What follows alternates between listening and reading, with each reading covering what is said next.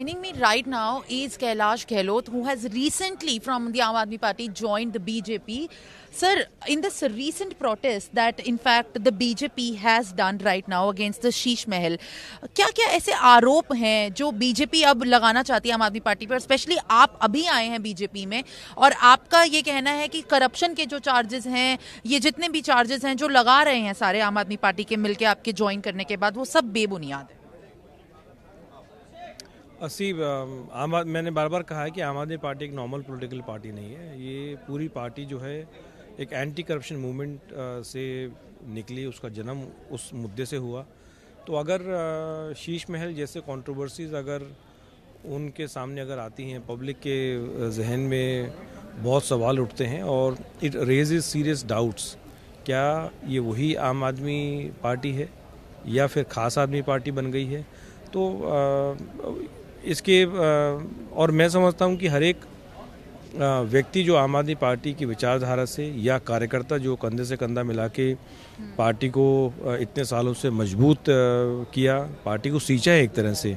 मैंने ये भी बाबा कहा है कि पार्टी कोई एक व्यक्ति नहीं बनाता है। चेहरा एक हो सकता है, लेकिन वो लाखों हजारों कार्यकर्ता जो दिन रात उस पार्टी के लिए काम करते हैं, वो असली पार्टी है और पार्टी की ताकत कार्यकर्ता होती है। आज हर एक कार्यकर्ता, आम आदमी पार्टी कार्यकर्ता में यही सवाल उठ रहा है कि क्या ये वही आम आदमी पार्टी है या खास आदमी पार्टी बन गई। तो आपका कहना है कि जो पार्टी का इंस्टीट्यूशन था, जिसके बेसिस पे पार्टी बनी थी, वो ही एक तरीके से अब वो नहीं रहा है, जिसकी वजह से इतने डिफ्लेक्शंस भी हो रहे हैं। और डिफ्लेक्शंस की बात करें तो आम आदमी पार्टी में भी बहुत हुए हैं जिनको अभी टिकट मिली है। स्पेसिफिकली पहली सूची जो निकली है दिल्ली असेंबली इलेक्शंस की, उसमें बहुत सारे ऐसे बीजेपी के जो लीडर्स हैं जो आम आदमी पार्टी में ज्वाइन कर रहे हैं, उनको मिला है। कांग्रेस के फॉर्मर लीडर्स हैं, उनको मिली है टिकट। तो पहली सूची अब दिल्ली असेंबली इलेक्शंस की जारी हो गई है और दिल्ली असेंबली इलेक्शंस के लिए एक तरीके से तमाम लोगों ने प्रचार करना भी शुरू कर दिया। आप लोगों ने भी अब आगे शुरू करना है। तो कैसे देखते हैं आप जो पहली सूची 11 लोगों की हो चुकी है, फर्स्ट लिस्ट? सबसे पहले मेरी शुभकामनाएं जिनको भी टिकट मिली है, अपना बढ़िया सिलेक्शन लड़ें। लेकिन अगर जो बहुत पुराने लीडर्स आम आदमी पार्टी के हैं, जो कि पार्टी बनने से पहले से जुड़े हुए हैं, अगर उन जैसे व्यक्तियों की अगर टिकट कट रही है तो फिर कहीं ना कहीं that also raises a lot of questions. बहुत सारे सवाल उठते हैं। दूसरा, अगर टिकट काटी तो क्या 10 साल में उस विधानसभा में आम आदमी पार्टी में ऐसा कोई व्यक्ति नहीं है टिकट लेने वाला और जो अपनी सीट निकाल सके? That again raises very serious issues. So I think कहीं ना कहीं आम आदमी पार्टी के कार्यकर्ता हैं, उनका मोराल जो है वो बिल्कुल डाउन है। कहीं ना कहीं वो they feel cheated. I think कहीं ना कहीं वो ठगा हुआ महसूस कर रहे हैं कि क्या जिस पार्टी के लिए उन्होंने सब कुछ अपना निछावर किया, वो पार्टी जो है राजनीति बदलने की जगह है वो खुद ही बदल गई है। पर टिकट जारी करने के बाद जो अभी स्पेशली नाम जारी हुए हैं, क्या आपको लग रहा है एक पैसिफाई अटेम्प्ट किया जा रहा है? स्पेशली आपने इतने साल दिए हैं आम आदमी पार्टी को और ये कोई छुपा हुआ बात नहीं है। आपने कितना काम किया है तो पता है कि किस तरीके से पार्टी फंक्शन करी है। पर इस समय दिल्ली असेंबली इलेक्शंस के टाइम जब टिकट मिली है, क्या पैसिफाई अटेम्प्ट किया जा रहा है जिन्होंने बीजेपी से ज्वाइन किया है, ताकि जो टक्कर है वो बीजेपी को मिल पाए? और अब बीजेपी में तो आप किस तरीके से इसको मुकाबले की टक्कर देखते हैं? नहीं, आई डोंट थिंक पैसिफाई वाली चीज़ है। मुझे लग रहा है कि जहाँ सिटिंग एमएलए आम आदमी पार्टी का है और अगर वहाँ पर कोई भी ऐसा व्यक्ति आम आदमी पार्टी नहीं ढूंढ पा रही है उसी आम आदमी पार्टी से ही, तो then it raises questions. This is what I am saying.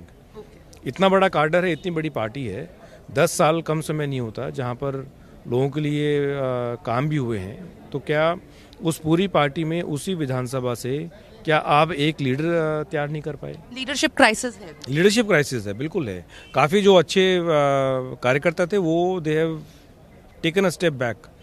Instead of coming forward and asking for the ticket, I think they have gone back. Is leadership crisis the only reason when you said and you felt the need to change the party and think and join BJP? No, it's not just leadership crisis. मैं तो जो किस कारण से छोड़ के आया, मैंने तो अपने वो इश्यूज लिखे हैं चिट्ठी में। And Also one of these, I mean. those 3 points which I mentioned, and I've given example, those are like for example I have said Yamuna. So it signifies कि those many unfulfilled promises. Yamuna is just one example. When I say Sheesh Mahal, then it raises questions about the core principles and values for which we all came together and joined Aam Aadmi Party and decided to even, I was a practicing lawyer, I quit my practice and took the plunge. तो वो signify करते हैं हर एक issue को. One last thing, because Yamuna you have mentioned, now that polls are nearing. So specifically Yamuna issue and the pollution issue, which is ever persistent in the national capital, it seems to have become in the center at this point of time. आपको लगता है कि यमुना और specially Yamuna के अलावा Delhi pollution का issue एक पोल issue बन सकता है? क्योंकि लोग आगे जाके भी यही सोच के वोट देंगे कि अब तक दिल्ली सरकार को, चाहे सुप्रीम कोर्ट हो, चाहे कितने भी इंस्टीट्यूशंस हो, उनसे कितनी बार फटकार लगी है, बट जो इम्प्लीमेंटेशन है ऑन ग्राउंड वो स्टेज 4 के आगे कोई सस्टेनेबल मेजर नहीं रहा है. See pollution is one thing I think जिस पे राजनीति नहीं करनी चाहिए, and this I have said as a transport minister also many times at from different forums, क्योंकि पोल्यूशन एक ऐसा मुद्दा है जो हर एक व्यक्ति, चाहे वो दिल्ली में है, हरियाणा में है, यूपी में है, इवन इन पंजाब में है, तो the same air we breathe. तो pollution is one thing where we all should come together and fight against pollution, find a solution which can reduce pollution. Pollution जितने शायद लोग बीमारी से, चाहे वो डायबिटीज़ है, कैंसर है, हार्ट अटैक है, उससे नहीं मरते, लेकिन लाखों लोग जो हैं वो रिपोर्ट्स आई हैं सर, रिपोर्ट्स. बिल्कुल, this is what exactly I am saying and I have said this from multiple forums even as a minister in Delhi government. जितने साइलेंटली पोल्यूशन किल करता है उतने लोग बीमारी से नहीं मरते. तो दिस इज़ वन थिंग जिसमें पॉलिटिक्स नहीं होनी चाहिए. आई विश कि पोल्यूशन भी पोल का मुद्दा एक बन सकता, बट आई थिंक इलेक्शंस में सीरियस इश्यूज लाइक पोल्यूशन अभी तक मुद्दे नहीं बने हैं. अभी हम बेसिक पानी, बिजली, सड़क, उन जैसी चीज़ों पे इलेक्शंस जो हैं वो लड़े जा रहे हैं. And I would appeal to all people, to all Delhiites, कि पोल्यूशन भी पोल का मुद्दा होना चाहिए. जब लोग वोट डालें तो उनको सोचना चाहिए कि क्या पोल्यूशन कम करने के लिए किस सरकार ने क्या किया. क्या बीजेपी को लगता है ये पोल्यूशन मुद्दा बन पाएगा अब आगे दिल्ली असेंबली इलेक्शंस के लिए? मैं तो चाहता हूँ, मैंने कहा, मैं तो चाहता हूँ कि पोल्यूशन जो है वो एक मुद्दा बने. लोग जब वोट डालने जाएं तो ज़रूर सोचें कि क्या वाकई में पोल्यूशन कम हुआ है. But again I am saying pollution is one issue where I think politics should not be done. All parties, all governments should come together and they must find a solution which a concrete solution which actually reduces pollution. Okay, thank you. That was the newly inducted and the former Aam Aadmi Party minister into the BJP.